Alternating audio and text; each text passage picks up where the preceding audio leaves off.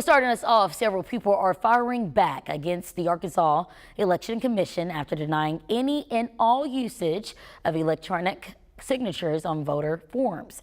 Thank you for trusting us. I'm Jurnee Taylor. Just hours ago, we listened as potential voters laid out their frustration before the board.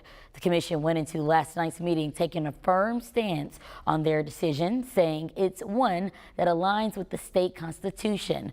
But voters are blasting the new rule for targeting minorities, people in small towns, and folks with disabilities. I don't see any difference between this proposed rule and the utilization of Jim Crow rules in the past to disqualify people of color. This afternoon, we're also hearing from voter groups as they fight to keep wet signatures, who say e-signatures are their key to obtaining more voters. So many times people talked about where Arkansas ranked in this country in voter registration, the lowest turnout for voter registration. So what Get Loud in its inception was try to raise that awareness of voter registration, but also raise up the numbers of voter registration. Now that everything is out on the table, those attending last night's meeting are waiting to see if the commission does anything next. President Biden is fresh off what could be one of the most crucial public address of his lengthy political career. Every move, every word under a microscope as his party pushes against having him lead them through the election. Since the first presidential debate, Biden has made numerous attempts to win over his party, but some refuse to accept him as their leader.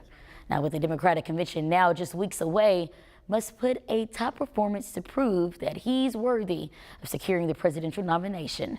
Willie James is following last night's press conference and brings you some of the president's best and shakiest moments. President Biden held a rare press conference Thursday and declared again he will be the Democratic nominee, taking on Donald Trump for the White House. I think I'm the most qualified person to run for president. I beat him once, and I will beat him again. The president spent about an hour answering questions from reporters, mostly focused on his fitness to serve. Presidency is the most straining job in the world, and it's 24/7. How can you say you'll be up for that next year, in 2 years, in 4 years? I just got to pace myself a little more. Pace myself.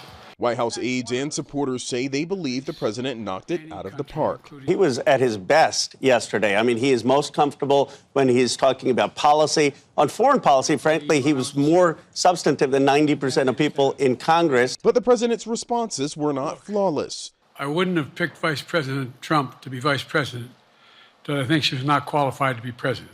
Immediately after the event, several more Democratic lawmakers called on Biden to exit the race. The numbers, the trajectory, what Americans feel in their bones right now suggests not only that Joe Biden would lose this race, but that he or we would lose the Senate and the House. Minority Leader Hakeem Jeffries met with President Biden Thursday night and conveyed concerns from some of his members. CBS News has learned dozens of lawmakers are considering calling on Biden to drop out over the next few days. Willie James Inman, CBS News, the White House. All right, I just want to chant Friday, Friday. I'm Tracy, with ya. Yeah, we're heading into the first weekend since Storm Barrel, and it looks like we're going to have some heat impacting us in the coming days. Tell us what we can expect as we move into the weekend. Yes, we did start off the week with a bang, didn't we? Had Hurricane Beryl push through with lots of rainfall, bringing all the chaos that came along with it. But we've got a nice, quiet weekend ahead. It's just going to be a little warm. 90 degrees in the metro right now on this Friday at 12:04, 89 in Searcy, 89 in Arkadelphia. We are looking to warm up to right around 94 for our high today. Plenty of sunshine for you even tonight around 8 p.m. and it's still going to be 87 degrees. I want to take a look here at our humidity scale. Those dew points, they are way up there in the 60s and even into 70s by Sunday. So with our increased temperatures and these increased dew points, that heat index value is going to be feeling just a little bit warmer. So today, that 94 is going to feel a little bit more like 100 degrees. But we're going to talk about your weekend forecast and exactly how hot it's going to feel and when are we going to see rain again coming up in my forecast. All right, Tracy, thank you. State lawmakers are delaying their audit review on the Jefferson County judge, despite repeated complaints from the quorum court regarding his questionable leadership. County Judge Gerald Robinson remains at the center of controversy, still facing backlash from Jefferson County quorum court leaders. According to the audit, Judge Robinson failed to follow state law multiple times and started raising eyebrows when things didn't line up regarding meeting documentation. But the judge insists that he's working to right his wrongs. When the statute was pointed out to me, I realized that it had to be documented, and that wasn't done. So we'll go back to the drawing board to make sure that happened. The Legislative Audit Committee ended last night's meeting with county officials unsatisfied because they feel some issues were disregarded. I am a little disappointed that some of the accusations that we brought forth by the request of the committee was not discussed. It kind of gave it a feeling of kicking the can down the road. The Audit Committee struck down requests for a special investigator to handle county business and is forcing the quorum court to conduct their own review. This afternoon, leaders in North Little Rock are hoping a millage increase can help with much needed upgrades across the school district. At this hour, we're hearing directly from the North Little Rock School District Superintendent, who tells us they want to build a new middle school, put up an indoor sports complex, and renovate the historic old main building at the high school. It all comes with a hefty price tag, but the superintendent would like to see that money come from help of taxpayers. To simplify that, if you had a $100,000 home here in North Little Rock at valued, its assessed value at about 20%, that would only be just around $80 some a year that your taxes would go up.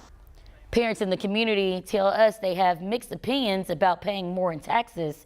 The final say, however, ultimately comes down to what people decide in November. New this afternoon, Governor Sanders is requesting more time for the federal government to help cover cleanup costs from Memorial Day storms.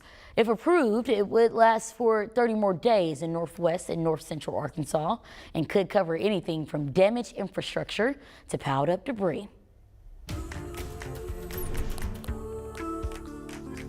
At this hour, we know who will fill the shoes left behind at Shor College following the death of their former president. The school sharing the name and face of now interim president Dr. Jeffrey Northfleet II. He has prior experience of being vice president and took on multiple leadership roles before arriving to Arkansas. His appointment comes months after Dr. Jerome Green died in April. Before his death, he served in multiple leadership positions across various prestigious organizations. Green was labeled a staple in the community. And as we speak, new resources are available for teenagers in West Little Rock struggling through addiction.